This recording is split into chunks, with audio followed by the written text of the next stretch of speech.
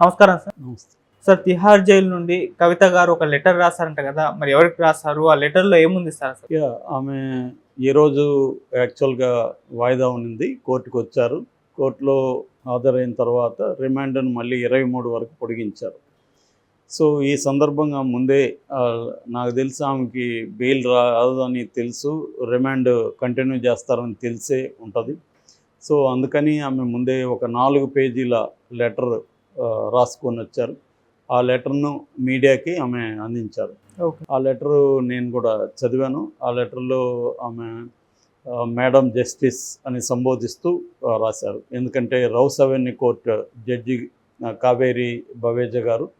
So, అందువల్ల madam justice అని సంబోధిస్తూ తన బాధలంతా కూడా ఆమె చెప్పుకున్నారు. ప్రధానంగా ఆమె ఏం చెప్పారంటే 2.5 సంవత్సరంగా ఈడీ అండ్ సిబిఐ ఈ 2 ఏజెన్సీలు కూడా నన్ను వేధిస్తున్నాయి, హరాస్ చేస్తున్నాయి. నేను అయినప్పటికీ కూడా ప్రతి విషయంలో కోఆపరేట్ చేస్తున్నాను. వాళ్ళు అడిగిన 4 సార్లు నన్ను విచారించారు. 4 సార్లు కూడా ఓపికగా నేను సమాధానాలు చెప్పాను. నా బ్యాంక్ అకౌంట్స్, నా బిజినెస్ డీటెయిల్స్ అన్నీ కూడా వాళ్ళకి అందించాను. అట్లాగే నా 4 ఫోన్లు కూడా నేను ధ్వంసం చేశానని చెప్తున్న 4 ఫోన్లు కూడా నేను వాళ్ళకి ఇచ్చాను. సో, నేను ప్రతి విషయంలో కోఆపరేట్ చేస్తున్నాను. అయినా కూడా ఈ 2.5 సంవత్సరంగా వాళ్ళు నా మీద నేను ఈ కేసులో ఇన్వాల్వ్ అయినట్టుగా ఎటువంటి చిన్న ఆధారాన్ని కూడా చూపించలేకపోయారు. వాళ్ళు చేసిందంతా కూడా కొంతమంది స్టేట్మెంట్లను తీసుకొని వాటి ఆధారంగానే నన్ను ఈ కేసులో ఇరికించారు తప్ప నా ఈ కేసులో ఎటువంటి నా ఇన్వాల్వ్మెంట్ ఉన్నట్టు ఎటువంటి ఆధారాలు కూడా వాళ్ళు చూపించలేదు. సో, ఒక రకంగా నేను హరాస్మెంట్కి గురవుతున్నాను. నేను ఒక విక్టిమ్ని ఇక్కడ. నేను ఒక మహిళా రాజకీయ నాయకురాలుగా ఇంకా అనేక ఇబ్బందులకి గురవుతున్నాను. మీడియా నన్ను దోషిగా చిత్రీకరిస్తూ మీడియా ట్రయల్స్ చేస్తుంది. నా ఫోన్ నెంబర్ని కొన్ని ఛానళ్ళు ఓపెన్గానే పెట్టేశాయి. అది నా ప్రైవసీకి భంగం కలిగింది. కాబట్టి నాకు న్యాయం చేయండి అనేది ఆమె సారాంశం లెటర్లో బేసిక్గా. అంటే ఆమె చెప్పిన విషయాలు చాలా వరకు ఆమోదయోగ్యంగానే ఉన్నాయి. ఎందుకంటే నిజమే ఆమె చెప్పినట్టుగా ఈడీ కానీ సిబిఐ కానీ ఇప్పటివరకు ఎటువంటి ఆధారాలు ఈమె ఇన్వాల్వ్మెంట్ ఉన్నట్టుగా మెటీరియల్ ఎవిడెన్స్ కానీ డాక్యుమెంటల్ ఎవిడెన్స్ కానీ ఎక్కడ ఉన్నట్లేదు. ఓన్లీ ఏంటంటే స్టేట్మెంట్స్ ఉన్నాయి. అవి కూడా ఆరోపణలు ఏంటంటే ఈడీ కొంతమందిని బెదిరించి టార్చర్ చేసి వాళ్ళ దగ్గర వాంగ్మూలాలు తీసుకొని వాళ్ళని అప్రూవల్గా మార్చిందన్న ఆరోపణలు ఉన్నాయి. సిబిఐ మీద కూడా మనం వివేకానంద రెడ్డి హత్య కేసులో కూడా దాదాపు నిందితులందరూ కూడా ఒక దస్తగిరి తప్ప మిగతా అందరూ కూడా ఇదే ఆరోపణలు ఉన్నాయి. అక్కడ కూడా కేసులు సిబిఐ మీద కోర్టులో కూడా కేసులు పెట్టారు మమ్మల్ని టార్చర్ చేసి. చివరికి విట్నెస్ అయిన వాచ్మెన్ రామయ్య కూడా నన్ను తీసుకెళ్ళి కొట్టారు, నాకు అప్పటి నుంచి మతిమరుపు వచ్చిందని కూడా అతను చెప్తున్నాడు. అట్లాగే ఈ కేసులో కూడా దీంట్లో ఉన్న ఆప్ ఎంపీ సంజయ్ సింగ్ ఆరోపించాడు, భానుప్రియ మీనా నన్ను కొట్టింది, నన్ను టార్చర్ చేసిందని. అట్లాగే చందన్ రెడ్డి ఎవరంటే మన శరత్చంద్రారెడ్డి కంపెనీ అరబిందో ఫార్మా దాని అనుబంధ కంపెనీ ట్రైడెంట్ కంపెనీకి ఆయన CEO. ఆయన ఇదే భానుప్రియ మీనా కొట్టిందని, చివరికి అతను ఒక చెవి వినబడట్లేదని కూడా ఆరోపణలు వచ్చాయి. సో, ఈ విధంగా బలవంతంగా వాళ్ళని బెదిరించి కొట్టి చిత్రహింసలు పెట్టి వాళ్ళని అప్రూవర్గా మార్చి ఆ స్టేట్మెంట్ల ఆధారంగా నన్ను ఇరికిచ్చారనేది ఆమె చెప్తున్న ఇది. సో, అది ప్రధానంగా. రెండవ ఆరోపణ మీడియా ట్రయల్స్. అది కూడా వాస్తవమే. ఆమె నేరం చేసిందా లేదనేది ఇప్పటికీ ఎవరికీ తెలీదు. ఆమె నేరం చేయలేదనేదే నమ్మాలి. ఎందుకంటే మన నేచురల్ క్రిమినల్ జస్టిస్ సిస్టమ్ ఏం చెప్తుందంటే ఒక మనిషి మీద కోర్టు ప్రూవ్ చేసి కోర్టు తీర్పు వచ్చే వరకు ఆ మనిషి నిర్దోషిగానే నమ్మాలి. Unless proved otherwise every accused is innocent. So, అనేది మన బేసిక్గా ప్రాథమిక సూత్రం. ఆ రకంగా వచ్చినప్పుడు కవిత నేరం చేయలేదనేది ఇప్పటివరకు నమ్మాలి తప్ప నేరం చేసిందని మనం తీర్పేయలేం. సో కానీ కొన్ని మీడియా సంస్థలు ఆమె నేరం చేసినట్టే మాట్లాడుతున్నారు అనేది ఆమె ఆరోపిస్తుంది. అట్లాగే ఆమె ప్రైవేట్ ఫోన్ నెంబర్ని బయట పెట్టడం కూడా కరెక్ట్ కాదు. సో అది ఆమె ఆరోపించిన దీంట్లో వాస్తవం ఉంది. అయితే ఆమె ఇటువంటి పిఎంఎల్ఏ చట్టాలని గతంలో వ్యతిరేకించుండాలి. వచ్చినప్పుడే 2002లో వచ్చింది.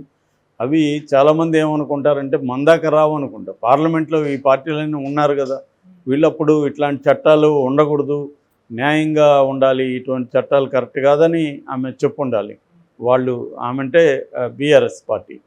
సో వీళ్ళు ఇక్కడ కూడా అదే ఊపాని ఈమె విక్టిమ్ కార్డు ఇవన్నీ చెప్తుంది. కానీ మరి ఇదే గవర్నమెంటు ఇక్కడ హరగోపాల్ లాంటి వాళ్ళ మీద కూడా ఉపా లాంటి చట్టాన్ని, అది కూడా నల్ల చట్టమే కదా, టెర్రరిస్టుల కోసం పెట్టుకున్న unlawful activities prevention act. So దాన్ని పౌర హక్కుల నాయకుల మీద, చాలామంది విమెన్ యాక్టివిస్టుల మీద అంతా పెట్టినావు. అప్పుడేమన్నా ఖండించిందా ఆమె? సో ఇటువంటి ఒక ద్వంద్వ ప్రమాణాలు కవిత విషయంలో కూడా కనిపిస్తున్నాయి. ఒక స్త్రీగా ఆమె ఈరోజు చెప్తుంది నేను ఒక ఉమెన్ పొలిటీషియన్, అవన్నీ కరెక్టే. ఆమె చెప్పిన విషయాలు దేంతో కూడా మనం విభేదించాల్సిన అవసరం లేదు. కానీ వేరే వాళ్ళ విషయంలో ఈమె ఇట్లాంటి ఇదే చూపించిందా, ఇట్లాంటి ఆవేదన చూపించిందా? గతంలో చాలామంది మీద ఇట్లాగే మీడియా ట్రయల్స్ జరిగాయి. చాలామందిని వీళ్ళు దోషులను మాట్లాడారు. రేవంత్ రెడ్డిని అర్ధరాత్రి ఈడ్చుకెళ్ళారు ఇంట్లో నుంచి.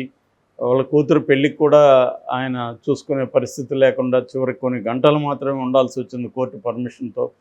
ఇలాగా వీళ్ళు ప్రత్యర్థుల్ని, పౌర హక్కుల సంఘాల్లో నాయకుల్ని, అనేక మహిళా సంఘాలని, అంటే ప్రభుత్వానికి వ్యతిరేకంగా ఎవరు మాట్లాడిన విద్యార్థి నాయకుల్ని అందరినీ జైళ్ళల్లో పెట్టారు, అరెస్ట్ చేశారు, కేసులు పెట్టారు.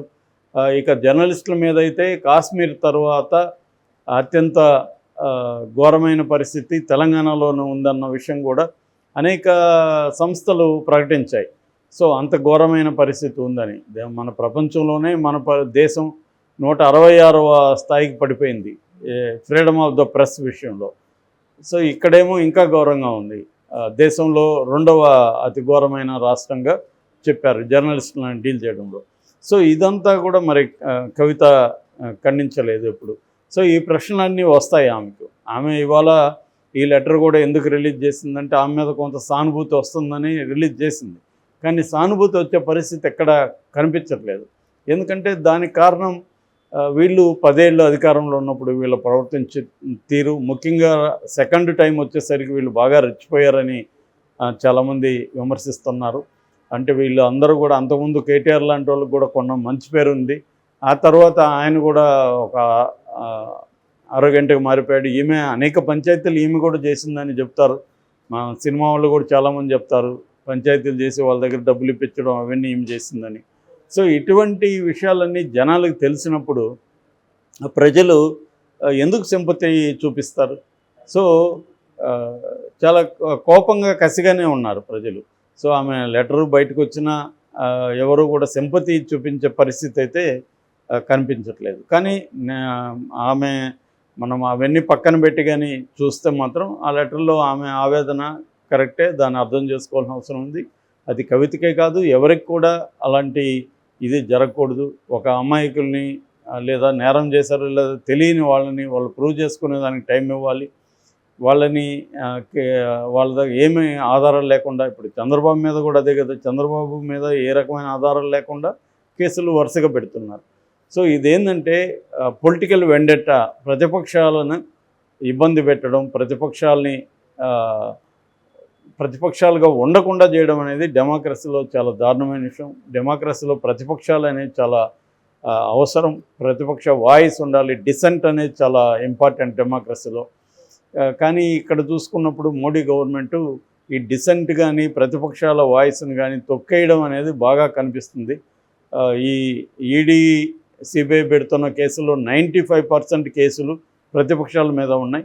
ప్రతిపక్షాల ఈ కేసులో ఉన్న వాళ్ళల్లో దాదాపు ఈ మధ్యకాలంలో 25 మంది బీజేపీలో చేరితే వాళ్ళల్లో చాలామంది మీద క్లోజర్ స్టేట్మెంట్లు ఇచ్చేసింది, పిటిషన్లు వేసింది ఈడీ అండ్ సిబిఐ. కొన్ని కేసుల్ని పెండింగ్లో పెట్టింది. మనకి లేటెస్ట్ ఎగ్జాంపుల్ జగనే ఉన్నాడు. 18 కేసులు ఉన్నా కూడా 10 ఏళ్ళు బెయిల్ మీద తిరగగలుగుతున్నాడు అంటే మోడీ అండ లేకుండా ఎలా జరుగుతుంది? కాబట్టి క్లియర్గా ఆ రకంగా విక్టిమ్ అని చెప్పచ్చు కవితను.